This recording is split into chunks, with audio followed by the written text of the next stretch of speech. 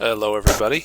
I'm going to go over various forms of factoring in this video. I have quite a few videos over GCF, a few examples over GCF, factoring quadratic trinomials and perfect square trinomials. First one is 12x minus 6y. We're just going to factor out the GCF. The only thing that is in common with both 12x and 6y is a 6. Remember, when you factor something out, it's sort of like dividing out. So we're going to divide each item there by the 6, and what's left is 2x minus y, and that is the factored form, just factoring out the greatest common factor. Alright, let's look at some other ones here. Okay, we got quadratic trinomials here. We're going to factor them. Notice the first one, x squared minus 7x plus 12. The question we ask is, what factors of positive 12 add up to negative 7? And those two numbers to answer that question is negative 3 and negative 4. If I just put an x in front of that, that'll be the factored form. Now, you can always check this by foiling. Foiling is an acronym for first, outer, inner, last when you multiply two binomial terms. Alright, now on number 3 here, a little bit different. It's a little more complicated. The a number here, notice it's not 1, it's an 8. So we do a little bit of modification here. We take this 8 times this 5, multiply them together to get 40. Then we're going to ask our question, what factors of 40 add up to negative 22? Alright, and those two numbers that satisfy that, I believe, are negative 2 and negative 20. So this is like an intermediate step. It isn't the final answer. X minus 2 and x minus 20. Notice those multiply to get positive 40, but they add to get negative 22. Next up, we go back to the a term, that 8, and we divide each term by 8. Now, notice we end up with fractions 2 over 8 and 20 over 8. Another step here, we first need to reduce those. 2 over 8 becomes 1 over 4.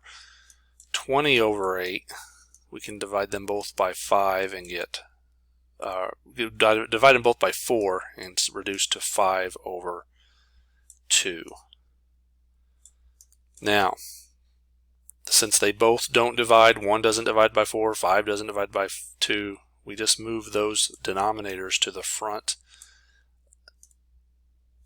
4x minus 1, 2x minus 5. That is the factored form here for number 3. Let me circle that here to really accentuate it. 8x squared minus 22x plus 5 factors into 4x minus 1 and 2x minus 5. We're going to do the same thing on number 4. We're going to do the 4 times the 12 gives us 48. Question, what factors of 48? And actually, oops, the negative 12. Think of it as negative 12. What factors of negative 48 add up to negative 13? And those two numbers that satisfy that are 16 and 3. X minus 16, x plus 3. Again, negative 16 times positive 3 is negative 48. Negative 16 plus 3, negative 13. Go back to your a term, the 4. Divide each number by it. If it divides, great. If it doesn't, put the denominator in front of the corresponding x. So we're going to have x minus 4 and 4x plus 3 is the factored form of example number 4 here. Remember, you can always check by foiling. Foil these out and notice that they would end up with like the original quadratic trinomial. Alright, moving on. Difference of squares. Difference of squares. Okay, the difference of squares is relatively easy. You have a squared minus b squared, something squared minus another something squared. It will always factor into a plus b and a minus b in any order. Plus minus can go in any order. Basically, you take the square root of each of those terms and that'll help us simplify it. Okay, notice we have 25x squared minus 64, square root, square root. The square root of 25x squared is 5x, and the square root of 64 is 8. 5x plus 8, 5x minus 8.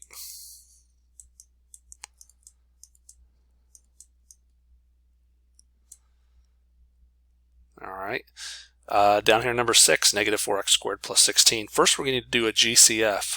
We're going to factor out a negative 4. If we factor out a negative 4, look what's left, x squared minus 4. That turns into 4 times 2 binomial terms, and the two terms are x minus 2 and x plus 2. Again, we just took the square root of each item. Square root of this, square root of this. That's how we determine what the x and the 2 are. But yeah, in this problem, a little different. We have that GCF of negative 4 out in front. We did that first. So always look to see if you have a GCF to make the problem simpler. Here's a few more examples where we factor completely, a little bit of everything. So let's spend some time working on these here.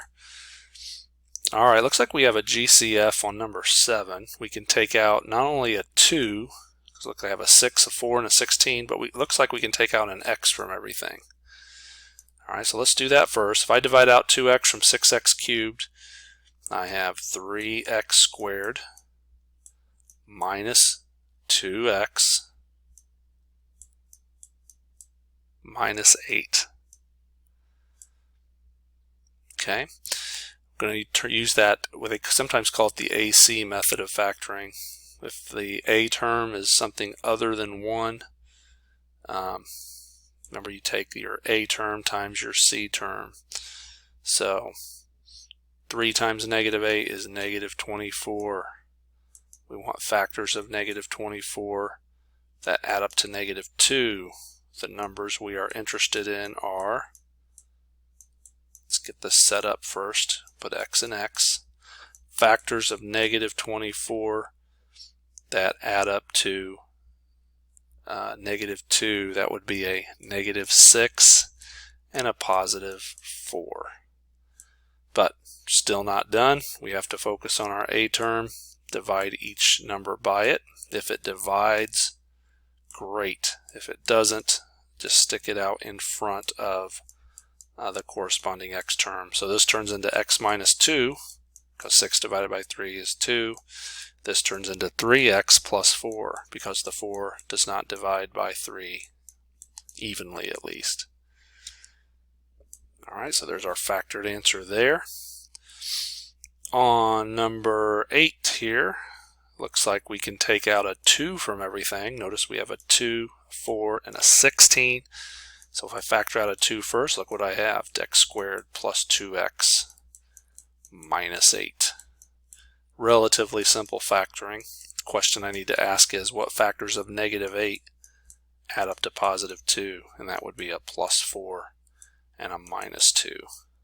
And there is the factored form.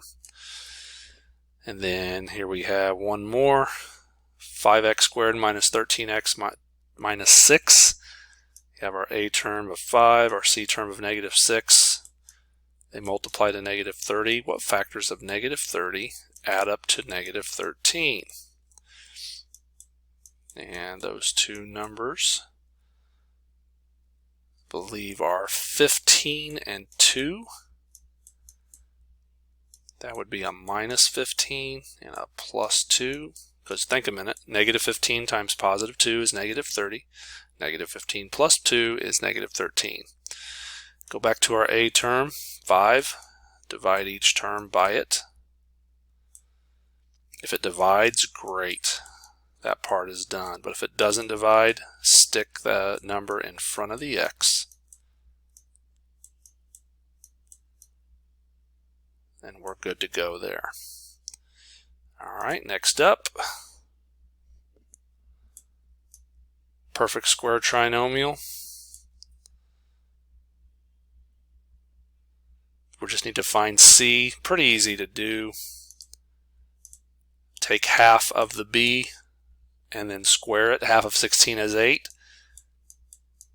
8 squared is 64. Half of the negative 26 is negative 13. If you were to square it, C ends up being 169.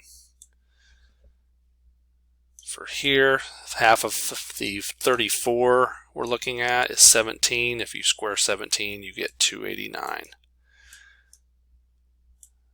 Alright, so are those all missing values of C to make them perfect square trinomials? Alright, and then finally here, last few problems. Factor the perfect square trinomials. Perfect square trinomials, pretty easy to factor. It's either going to look like a plus b quantity squared or a minus b quantity squared. Just depends on the signs. Basically, you take the square root of the first and the last terms. This one's going to be x minus 12 quantity squared. Again, square root, square root. Notice this one is x plus 12 quantity squared. Again, square root, x plus 15 quantity squared. The square root of 225 is 15. Now we come to our very last one. Notice this last one. I just wanted to point it out. It's prime. It cannot be factored.